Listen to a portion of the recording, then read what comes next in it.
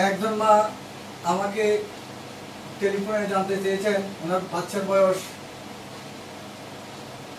3 দিন, বুকে দুধ পাচ্ছে না, কি করবে? তো মায়েদের জ্ঞাতার্থে বলছি, যাদের এই ধরনের সমস্যা হচ্ছে, এই দুর্যোগময় মুহূর্তে আপনারা ঘর থেকে বাচ্চাকে নিয়ে বের হবেন না, আমাদেরকে টেলিফোন করবেন বা ভিডিও কনফারেন্সের মাধ্যমে আমাদের চিকিৎসা নেবেন। তো 3 দিন বয়স বাচ্চার বুকের দুধ কম পাচ্ছে। আসলে বুকের দুধ কম পায় এই কথাটা আসলে সর্বক্ষেত্রে সঠিক হয় না। বাচ্চা জন্ম হওয়ার পর 2 থেকে 3 দিন সময় লেগে যায় বুকের দুধ আসতে।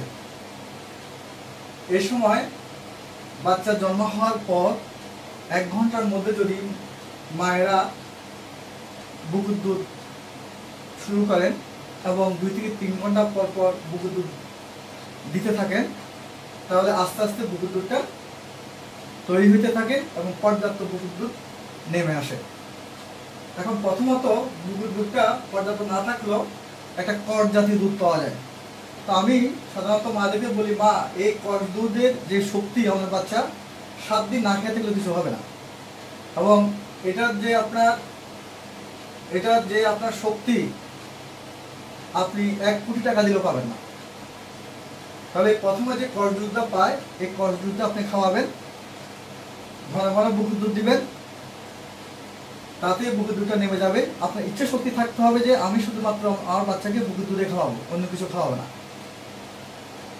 কোনো পানি খাওয়াবেন না, লঘুদের পানি খাওয়াবেন না, কোনো আলাদা করে কোনো ফর্মুলা দুধ খাওয়াবেন না।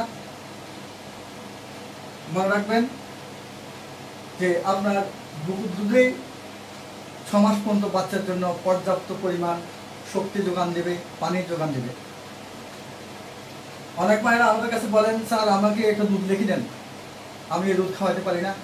আমি মাদেরকে একটু যোগ করে বলি, মা ওই দুধগুলোতে তো গরুর থেকে তৈরি দুধ, গরুর দুধ তো গরুর বাছুরেরা খাবে, তাহলে গরুর বাছুরেরা যদি গরুর দুধ খায়, আপনি গরুর দুধটা কেন আপনার মানুষের বাচ্চাদেরকে খাওয়াবেন? তাহলে তো আমার বাচ্চাও গরুর মতো আপনার হাম্বা হাম্বা রাখবে। এটা যোগ করে বলি আর কি আমি। তো আপনি যেহেতু আপনার বুকের দুধ নামবে, সময় দিতে হবে, আপনি ঘন ঘন বুকের দুধ খাওয়ান। আর বিশেষ করে নবজাতক শিশুরা 24 ঘন্টার মধ্যে প্রায় 18 থেকে 20 ঘন্টা ঘুমিয়ে থাকে। ওই 2 থেকে 3 ঘন্টা পর পর ঘুম থেকে উঠিয়ে বুকের দুধ দিতে হবে বাচ্চাকে। তাহলে আপনার বাচ্চা যে বুকের দুধ ঠিক মতো পাচ্ছে আপনি কিভাবে বুঝবেন? যদি ঠিক মতো বুকের দুধ পেয়ে থাকে, শিশুটি 24 ঘন্টায় 6 থেকে 8 বারের বেশি প্রস্রাব করবে। বুকের দুধ টানার সাথে সাথেই পায়খানা অল্প অল্প করে পায়খানা হতে শুরু করবে,